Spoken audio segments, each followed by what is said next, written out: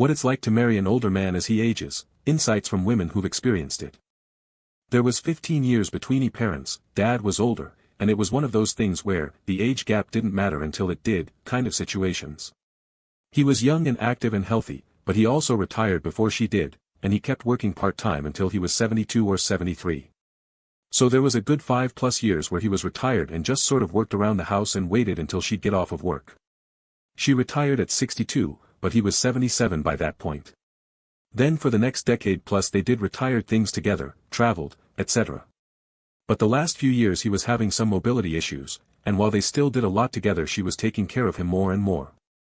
He just passed away recently, 89, and my mother is in good health and only 75. She might live another 20 years without him as both of her parents lived into their 90s. I think it presents its own challenges, but if two people love each other they can definitely make it work. At least my parents did. When did they have you? I'm in a very similar situation and currently pregnant. Did having a larger age gap parents affect you in any way? So, my mom was 26, 25, when she had me, and my dad was 41, 40. My mom always felt old, although looking back she was really on her early to mid-30s as I was growing up. And Dad also felt old, but he was younger than I am now. I think parents just weren't as active back then. But there was no real issue with the age gap since they were both just dedicated family people. They were both in the same stage of life, both in good shape, etc. So no, definitely didn't affect me growing up. I am expecting this in my life. My husband is 14 years older and my grandmother just died at 105. Her mom died at 96. I expect to be alone younger than I would have picked, but he's the one I love. Would it really be better to be with someone whom I don't love quite as much for longer? And of course, who knows? Definitely not worth worrying about either way. If you're happy with who you're with then just be happy. I sadly know a lot of people who had their time end well before any age gap could come into play. This is such a grounded and helpful perspective on how age differences play out across an entire lifetime rather than just the early years. It shows that while the caregiving shift is incredibly tough, a strong foundation can weather it completely. My mom was 11 years younger than my dad. She developed early onset Alzheimer's in her 60s and he took care of her for 7 years before she passed. One day during her sickness he looked over at me, shrugged and said, "So much for robbing the cradle." My dad was about 9 years older than my mom, so not an extreme age gap, but still there. He passed away recently in his sleep at 61. My mom joked that her grandparents, who raised her, would have been really annoyed by that. Apparently they started dating. They tried to discourage her from marrying him by warning she that she would spend years taking care of him and waste her golden years, face with tears of joy. My wife's dad was a bit older than her mom. W's maternal grandmother said to her son-in-law at his funeral, "Damn it, you skipped the line." TBF grandma was deep in her 80s at the time and is still kicking ass in her 90s now. My grandmother has outlived one son-in-law and one grandson. She turns 99 this year and will outlast us all. Feel that. My husband is 7 years older. Not much, but I was always on him to exercise and eat better. Surprise. I have genetic heart disease and I'm the sick one. Expressionless face. My husband is 5 years older, has family history of every disease known to man, high blood pressure, etc. Same with constant nagging to take care of himself. Guess who got cancer this year, with perfect family health history and zero underlying problems?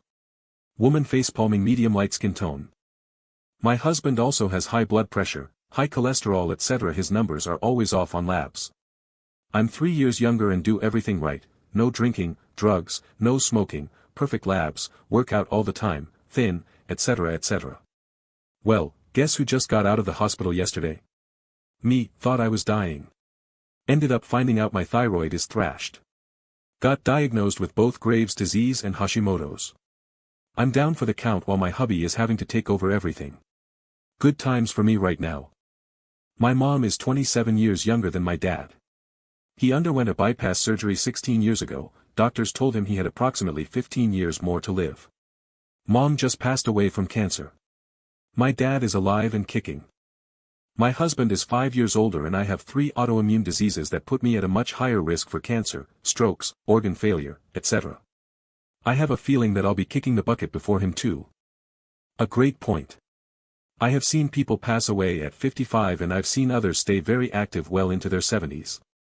A 10 to 15 age gap doesn't mean much. I know a mother and daughter who share a room at a retirement home. They are 80 and 98. They do everything together. The mother is still an active endurance swimmer and competes. My mom's neighbor is 100, and is still making plans to do things with my mom next year. LOL, love that for her. My grandmother is 107 and keeps asking if I'm visiting for Thanksgiving this year. Grinning, squinting face. LOL, my granddad used to say that when people asked how he was doing, well, I won't be buying any green bananas. It's both funny and bound to make people uncomfortable because he was in his 90s. My grandfather just turned 100 and is arguing with my uncle about if he should be permitted to mow the lawn. LOL. I suspect those that make it this long are a different breed, and there probably isn't much of a difference between 80 and 110 for them. Staying active through life does a huge amount of heavy lifting. Once you stop moving, you go downhill fast. It's why falls are so lethal to the elderly. Too true. My grandmother hit 96, but it really was the lack of mobility. She lived alone in a 2-story home after my grandfather passed and mostly refused help. We offered, sure, but you couldn't stop her doing what she wanted. At 93 years old she fell off the side roofing because she was cleaning the outside of the windows with vinegar and part of the shingling shifted.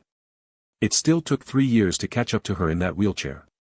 Not entirely relevant, but I still say the most baller thing I've ever seen is when she was disinterested in a conversation was her reaching her hands up to her ears. To turn off her hearing aids and ignore the shit she could not have cared less about. Haha, my grandma lived to 93 and she would do the same with hearing aids. Sometimes she couldn't hear you if you scream, other times she could hear you whispering 2 rooms away. Another thing that does a huge amount of heavy lifting is a huge amount of heavy lifting. I go to a pretty hardcore boxing gym. The owner of my gym is 78 and has been boxing and doing martial arts his entire life. The dude is jacked and he looks and moves like he's 50. Staying active is really important. The mother is still an active endurance swimmer and competes. Probably why she's still around and healthy at 98. Hell, my great uncle is 102 and his biggest concern is the leak in his roof. Please get his cultural opinions on everything. Digital recorder. My biggest regret is not getting my dad and my grandmother to record their experiences. They had lived through some hairy local history. Change of government, invasion, emigration from here to the west, etc. This is why I was always one of the last ones to leave my grandparents' house when they were hosting holidays. One of my fondest memories of my grandpa is sitting in his living room one Thanksgiving looking out the window at a tractor out in a field a ways away and talking about how when he was a kid they were still using draft horses and now the tractors are so big you can see them from such a distance. I miss that man every day. My dad is active enough to do 2 fitness classes a week and his daily projects at home and his church keep him going. I don't know how he does it at 75. Others in his age group are restricted to chairs and beds, but this guy still moves about with more balance than me a lot of time at 48. He just doesn't have the same stamina as before. I agree. I'm 77 in a couple weeks. I'm slowing down, but still play in a couple bands, run a jam at the local hall, play pickleball 5 days a week, volunteer in a couple organizations. Still think I sit around too much. I'm deeply grateful for the life I have at this age. LOL. He sounds like a good dude. Dark humor in times of real suffering equals strong character. Yeah, Reddit likes to do black and white takes on stuff like this, but my neighbor's much older than his wife and he survived cancer yet she can't barely walk with her mobility issues. Life is a total crapshoot. My mom was 14 years younger than my dad. The first thing my mom said when we found out her cancer was no longer treatable was that she wasn't ready. The second was that she didn't want to miss my dad's 90th birthday. I know she would rather have been there with him till the end of his life, just as he ended up doing for her. Being younger doesn't always mean you'll be the one left. My parents' plan was for my mom to outlive my dad. That's how life insurance was set up, how they talked about the future, etc. My mom was diagnosed with glioblastoma in 2021 and passed away within the year.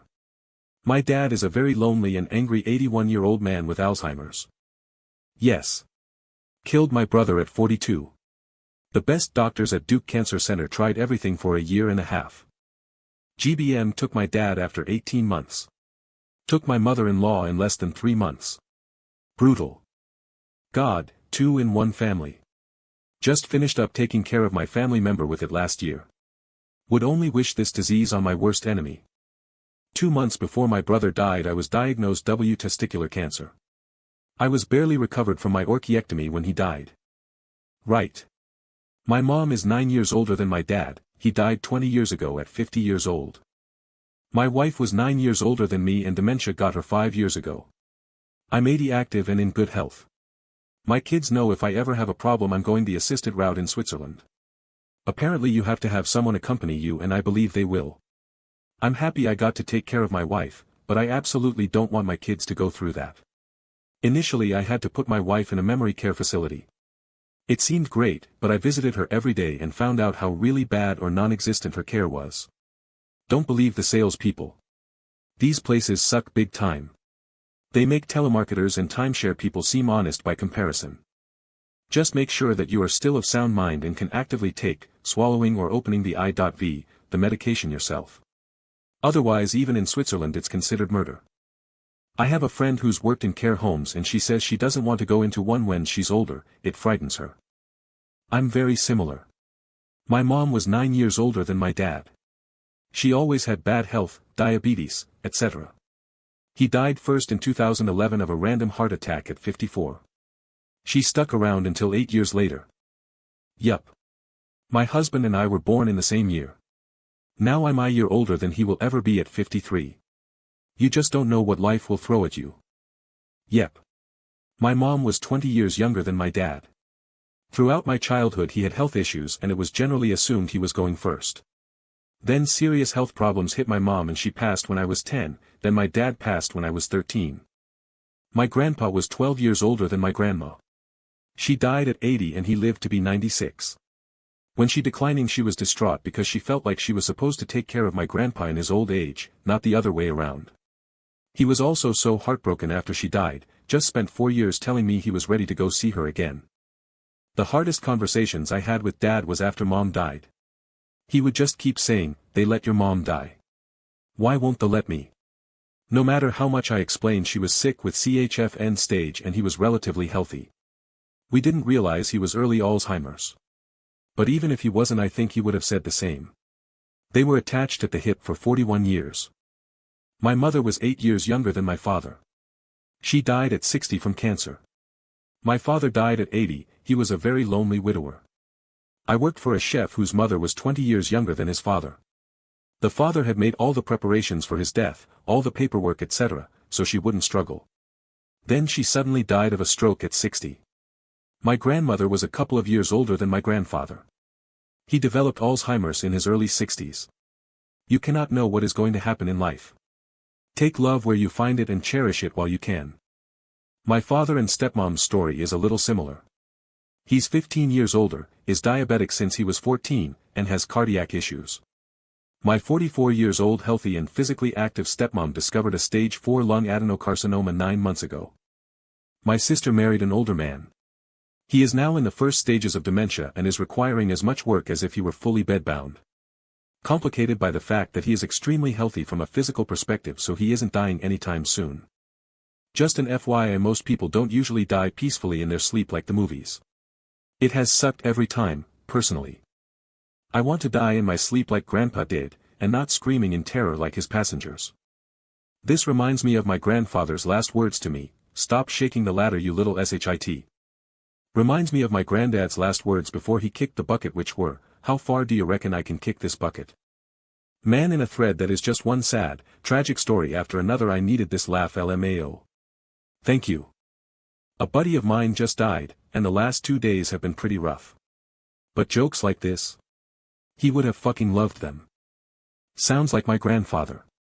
He was a great man, had the heart of a lion, and a lifetime ban from the zoo.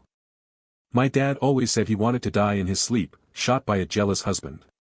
His wish almost came true. He was in a memory care home and went into the wrong room and was going through the closet, confused as could be, when the resident's husband walked in and started yelling at him and saying he was going to beat up my 90-year-old father with Alzheimer's.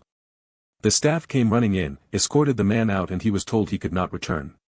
My dad passed away about 6 months later, but not from a fight. My granddad went peacefully in his comfortable living room chair after a long and active life. Sometimes it really is like the movies. A lot of people do though. Most old people just die in their bed. Source: I work in funeral service and do transfers when people pass. I've already told my family I would take myself out. My mom died of dementia. Took 11 years. I'm not putting anyone through that. I always said that, but have realized it sneaks up on you and you probably won't be able to do it yourself. You would have to off yourself while you were healthy, which would be odd and you probably wouldn't do. My mom was reasonably healthy 2 Julys ago. My wife, kids, and I went to visit her for the 4th, had a good time, and she was taking care of herself fine. A couple months later she had some sort of episode, had a fall, and it was all over for her. It was crazy watching her diminish. She was in the hospital and then moved to a nursing home. By November she was talking to people that weren't really there. Similar to my great-aunt/grandmother. Visit for Christmas, jovial and robust. She fell, had a stroke a few months later. Wasn't discovered for a bit. Her prognosis was days. It was harrowing to walk into that sterile hospital room and see this tiny, wasted woman who could barely form a sentence beyond 3 words. Formerly a very opinionated woman who occupied the whole room, the family matriarch. But if I had to walk in there again I would, because at the very least I got to tell her what she meant to me, and my mom, who was basically raised by her, didn't have to face that alone. Life happens fast, but death only happens fast if you're lucky. It took 11 years for my mom, in the end she died on hospice in my dining room. It was excruciating to watch it. No son needs to change his mom diapers. Maybe not sitcom material, but it is still an act of love to help a person through any difficult stage of their life. As the oldest of 3 boys who had to do the same, my heart goes out to you. Well, of course, but if you have dementia, how would you know to take yourself out? There is a good chance you won't. You may not accept your diagnosis of dementia, or your cognitive changes may mean you are no longer willing or capable of following your plan to take yourself out. Then you, or mostly your family, face the issue that you never bother to come up with any more realistic plans about managing your care and finances. It can be one of the silver linings, really. My stepfather was openly terrified of death and decline. Once he got dementia, he forgot to be afraid. It was nice. My dad took himself out at the first hint. It's the only way to do it. Rough for the survivors, but it was his choice. Just try not to be too healthy. Like you need to do enough drugs and eat enough cheeseburgers to gracefully die of a heart attack in your late 70s. Unfortunately, you can be very unhealthy and still live a long time. There are many examples of this, some of whom are in the news every single day. That's one terrifying part about old age. There are others. I was very surprised and, frankly, saddened to learn that death with dignity laws in the US do not recognize dementia as a qualifying condition, and even if you go to Dignitas in Switzerland, you need to be of sound mind to sign the paperwork, so if you're cognitively impaired, you have 0 options. It makes sense because it is a complex issue. There should be an option to sign a consent form for assisted suicide while still of sound mind, in the event of dementia or other mind-impairing illnesses in the future. It wouldn't help people who have it now, but it could help prevent future suffering. I agree with you, but it will take some time for society to come to terms with the concept. We still only have legalized physician-assisted suicide in some 10 states in the US.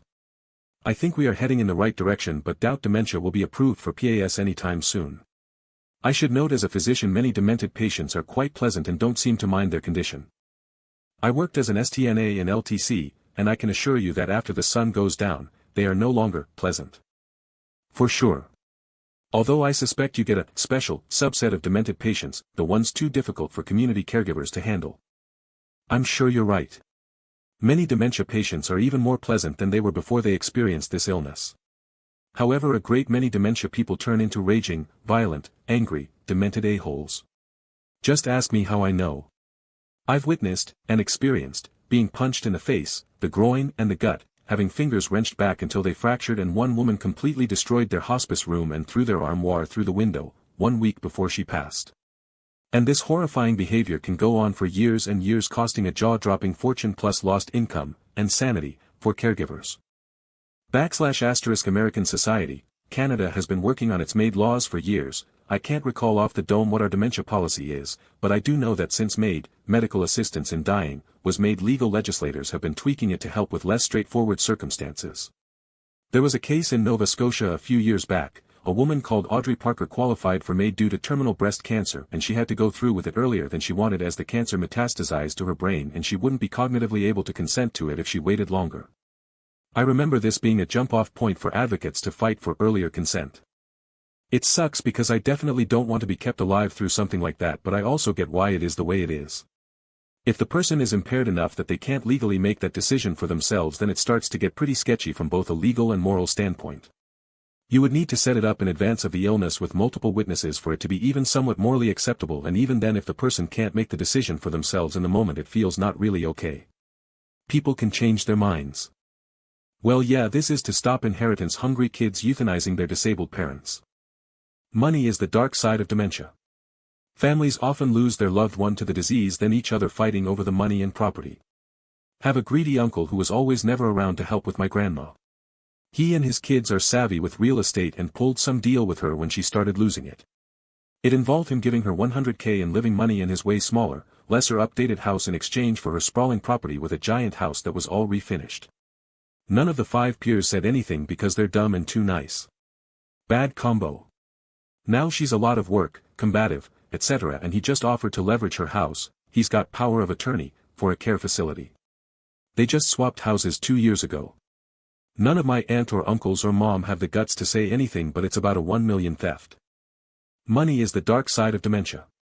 In a slightly more boring way, long-term care generally is expensive. I have a very elderly grandmother who was middle class her whole life, but due to a widow's pension and the wonders of compound interest she's ended up with low 7 figures of assets.